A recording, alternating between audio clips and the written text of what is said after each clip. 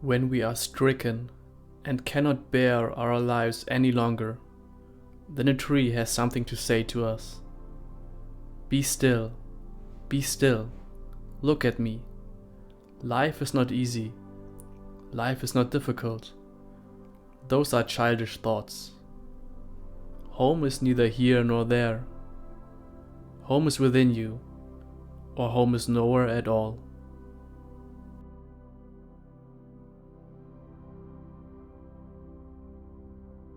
Hello and welcome back to the channel, everyone. My name is Sam.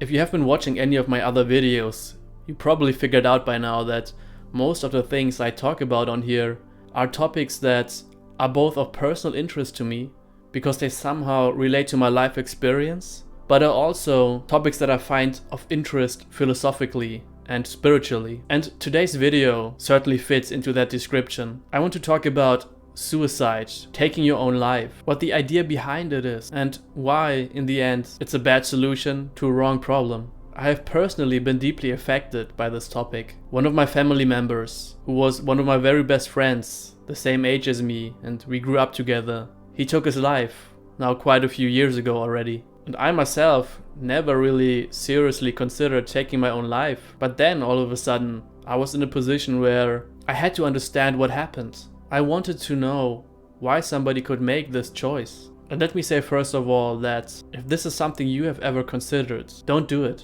Get the help you need. Believe me when I say that how you are viewing the world right now, how you are experiencing yourself, is a misunderstanding. And it is a misunderstanding that can be cleared up. But my intention here, of course, is not to judge anyone who has these kind of thoughts. On the contrary, after having investigated this topic on my own, I came to the conclusion that there's kind of a basic intention there that is very much in line with the spiritual path. People who consider taking their own life, for the most part at least, are doing so because they cannot bear their suffering anymore. They cannot bear the misery of being the person that they are. And that is the key point here. Any consideration and any belief that you are a miserable, depressed person has a wrong foundation at its heart. The core belief is that you, in your essence, are actually a separate entity that is stuck inside a body, a limited being that has to face all these difficulties, that constantly gets their hopes crushed, that gets disappointed, that gets hurt, that simply has had enough of this terrible world. And this is what motivates a suicidal person very often to take their own life. They simply want freedom from all of that. And if we compare this motivation with the motivation of a spiritual person who is on a quest of understanding themselves, we can see that the motivation in some sense is quite similar. Why do I say that? Because people who are on a real spiritual path and who really want to follow it to its conclusion have to know that at the end of their path there's a kind of death awaiting them. I am not talking about the death of the physical body here, of course. What I am talking about is the death of the separate self you think yourself to be. If you pursue a real path of spirituality, you have to know that the seemingly separate self who believes that it is going on this path won't come out at the other side. And actually, the true insight is even more radical than that. The true insight is that there wasn't even a separate self to begin with. The belief that there was this separate entity inside your body which you somehow had to kill or which had to die through your spiritual path is seen to be a wrong starting conclusion from the very start. You discover that this limited entity wasn't even there in the first place. You discover that actually all there ever was the absolute, this boundless, dimensionless emptiness, which at the same time takes all the shapes and colors of the world. You already were that all along,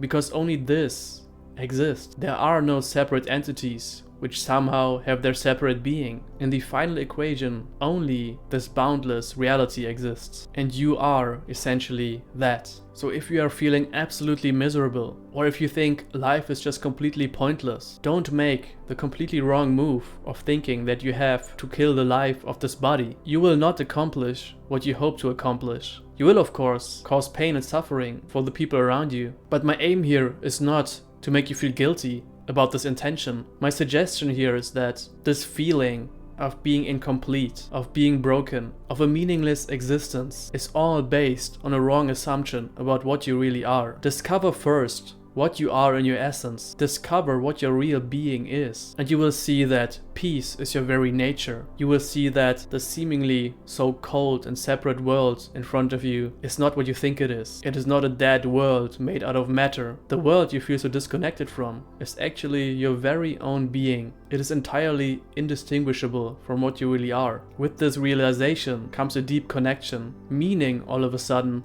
is not something you have to struggle for. Instead, meaning can be found everywhere, all around you. Beauty is ever present. No matter what you look at, you can recognize it as the shining of the absolute, which you really are. So don't be hopeless. Life is never hopeless. That would mean that the illusion of the separate self is true. But it is not. The truth about what you are is already here. It is already the case. You just have to stop overlooking it. Discover it for yourself. And my sincerest wish is that you recognize that which you already are, which is already true about yourself. And with that realization, this body-mind, which you're trying to kill, then becomes an instrument of wisdom, of love, of understanding. It is a complete shift. And I know that deep in your heart, you understand that this is what you are really seeking. That is all I have to say for this topic today. I hope you found this exploration of the topic of suicide useful. And do not hesitate to contact me if you have any more questions. I will see you here next time.